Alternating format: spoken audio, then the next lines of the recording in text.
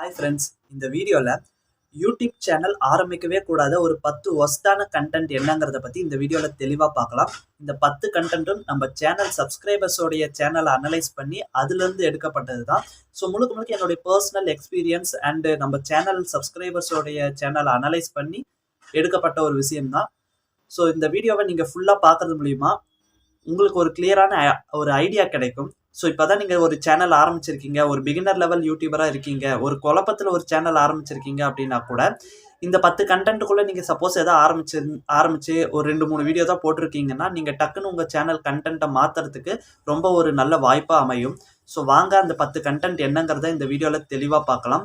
So வீடியோக்குள்ளே போகிறதுக்கு முன்னாடி நம்ம ஒய்டி டிப்ஸ் தமிழ் சேனலை சப்ஸ்கிரைப் பண்ணாதவங்க சப்ஸ்கிரைப் பண்ணி கூடவே வர பெல் ஐக்கானை கிளிக் பண்ணி மறக்காமல் ஆளுங்கிறத செட் பண்ணுங்கள். ஸோ வாங்க இப்போ வீடியோக்குள்ளே போகலாம். ரொம்ப சிம்பிளாக பேசிக்காக எக்ஸ்பிளைன் பண்ணுறேன், டக்குன்னு பார்த்தரலாம். 10 கண்டென்ட்டு. அதில் ஃபஸ்ட்டு வந்து பார்த்தீங்கன்னா வாட்ஸ்அப் ஸ்டேட்டஸ் சேனல். ஸோ நிறைய பேர்த்துக்கு இதை பார்த்துருப்பீங்க.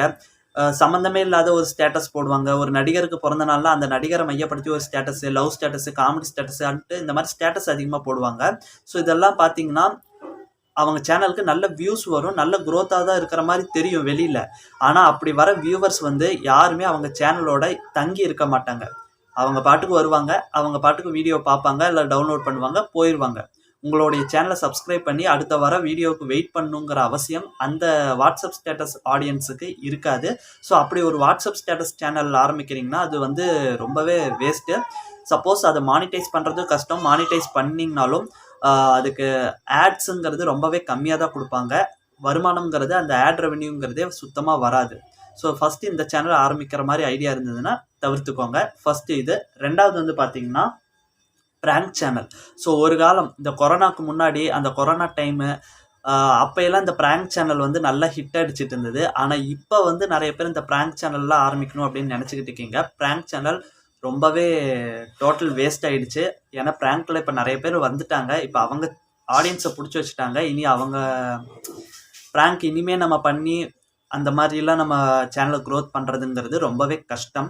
அது இல்லாமல் ப்ராங்க் பண்ணுறப்ப நிறைய பிரச்சனைகள் வரலாம். ஏன்னா தனியாக ஒரு மனுஷனை நம்ம ப்ராங்க் பண்ணுறோம் அப்படிங்கிறப்போ அந்த மனுஷன் யாருன்னு நமக்கு தெரியாது. அதனால் ஏகப்பட்ட ப்ராப்ளம்ஸ் வரதுக்கான வாய்ப்புகள் அதிகம். ஸோ ப்ராங்க் சேனல் ஆரம்பிக்கிறீங்கன்னா உங்களுக்குன்னு ஒரு நல்ல டீமு, ஒரு ஃபுல்லாக ஒரு பலம் இருக்கணும்.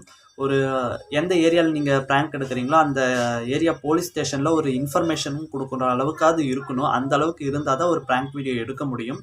ஸோ ப்ராங்க் சேனல் ஆரம்பிக்கிறதும் ஒரு கொஞ்சம் ரிஸ்க்கான விஷயம்தான். அதுவும் இல்லாமல் அது ட்ரெண்ட் அவுட் ஆகிடுச்சு. இப்போ அந்த ப்ராங்க்குங்கிறதெல்லாம் இப்போல்லாம் யாரும் அதிகம் விரும்புறதில்லை. அப்படி விரும்புகிறாங்கன்னா அவங்க ஆல்ரெடி அந்த சேனலை சப்ஸ்கிரைப் பண்ணி அந்த சேனலோடைய ப்ராங்க் வீடியோஸ் மட்டும் தான் பார்த்துட்டு இருக்காங்க. ஓகேங்களா? புதுசாக ஒரு ப்ராங்க் சேனல்லாம் இப்போ அதிகமாக யாரும் ரசித்து பார்க்குறதில்ல. ஸோ இது 2. மூணாவது மேக்கப் சேனல். மேக்கப் சேனலுங்கிறது இந்த இடத்துல நான் மேக்கப் டிப்ஸு சேனலோ, மேக்கப் எப்படி பண்ணணும், முகம் எப்படி அழகாக வச்சுக்கிறது, இந்த மாதிரியான ஒரு விஷயத்த நான் சொல்லலை. முழுக்க அவங்களே மேக்கப் பண்ணி தன்னை வீடியோவில் காமிப்பாங்க. ஸோ அந்த மாதிரி சேனல்ஸ் எல்லாம் டோட்டலாக வேஸ்ட்டு. அதெல்லாம் பெருசாக வியூஸ் போகிறதில்ல. இது 3. ஸோ 4வது ரொம்பவே ஷாக்கான கண்டென்ட், டெக் கண்டென்ட். என்னோட டெக் கண்டென்ட் நல்ல கண்டென்ட் தானே, அது எப்படா மோசமான கண்டென்ட்டாக இருக்கும் அப்படின்னு சொல்கிறீங்கன்னா, டெக் கண்டென்ட்டும் இப்போ ரொம்ப ஒஸ்ட் ஆகிடுச்சு. ஏன்னா டெக்கில் இப்போ நிறைய பேர் வந்துட்டாங்க. இனி நீங்கள் இப்போ புதுசாக ஒரு டெக் சேனல் ஆரம்பிக்கிறேன் அப்படின்னா அதுக்கு நிறைய இன்வெஸ்ட்மெண்ட் வேணும். ஏன்னா நிறைய அன்பாக்சிங் பண்ணணும், நிறையா ரிவ்யூ பண்ணணும்.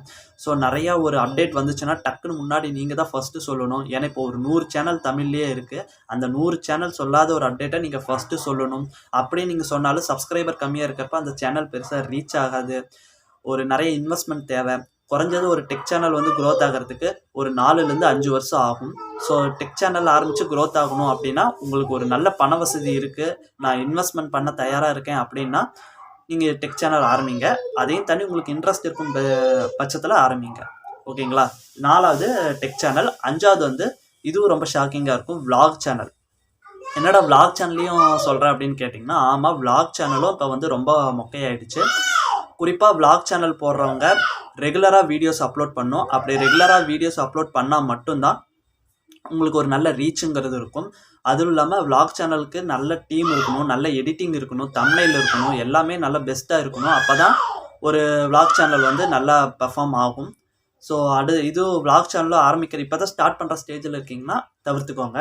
ஸோ 6வது ரியாக்ஷன் சேனல். ஸோ ரியாக்ஷன் சேனல்னால் இப்போ எல்லாருமே ரியாக்ஷன் வீடியோஸ் தான் போடுறாங்க. நீங்களே பாருங்கள் எந்த ரியாக்ஷன் சேனல் நல்ல க்ரோத் ஆகுது. ஸோ ஒரு 2 பேர் இருக்காங்க எனக்கு தெரிஞ்சு. ராபின்னு ஒருத்தர் இருக்கார், அறிவுன்னு ஒருத்தர் இருக்கார். இந்த ராபிங்கிறவர் ஃபஸ்ட்டு வந்து என்ன மாதிரி கண்டென்ட் போட்டாருன்னு உங்களுக்கே தெரியும்.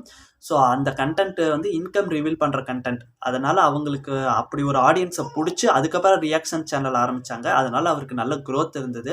இன்னொருத்தர் அறிவுன்னு எனக்கு ரொம்ப பிடிச்ச ஒரு ரியாக்ஷன் சேனல் தான். அவர் வந்து அவருடைய வீடியோஸ் ஆகட்டும், ஷார்ட்ஸ் ஆகட்டும், அவ்வளோ சவுண்ட் எஃபெக்ட்டு, அவ்வளோ காமெடி, அவ்வளோ எஃபோர்ட் போடுவார். ஸோ அந்த எஃபோர்ட்டுக்கு ஏற்ற ஒரு வியூஸ் கிடைக்கும். நம்மளால் அவ்வளோ எஃபோர்ட் போட முடியுமான்னு பார்த்துட்டு நீங்கள் ரியாக்ஷன் சேனல் ஸ்டார்ட் பண்ணுறதுனா பண்ணுங்கள். ஆனால் அதிகமாக ரியாக்ஷன் சேனல் வந்ததுனால பெருசாக எடுபடுறது கஷ்டம். புதுசாக வர ரியாக்ஷன் சேனல் அந்தளவுக்கு க்ரோத் ஆகிறது சிரமமாக இருக்குது. ஸோ இது வந்து 6வது ரியாக்ஷன் சேனல். 7வது ஃபேக் கண்டென்ட், அதாவது இல்லாத ஒரு விஷயத்த இருக்கிற மாதிரி நீங்கள் சொல்கிறது. மிஸ்ட்ரி, மித்து இந்த மாதிரி விஷயங்களை நீங்கள் தவிர்த்துக்கோங்க. இது 7வது கண்டென்ட்டு. 8வது வந்து பர்சனல் ட்ரோல். இது நிறைய பேர் பார்ப்பீங்க. அதாவது ட்ரோல் வீடியோஸ் இல்லை, பர்சனலாக ஒரு நடிகரையோ, அரசியல்வாதியோ அல்லது ஒரு தொழிலதிபரையோ நீங்கள் ஃபோக்கஸ் பண்ணி அவங்கள ட்ரோல் பண்ணுறது. இந்த மாதிரி சேனல் வந்து வியூஸ் கொடுத்தாலும் சீக்கிரம் ஒரு சில டைமில் டெலீட் ஆகிறதுக்கு கூட வாய்ப்புகள் இருக்குது. இந்த மாதிரி சேனல் கண்டென்ட்டையும் தவிர்த்துக்கோங்க. அடுத்து 9வது பார்த்தீங்கன்னா ஆஸ்ட்ராலஜி.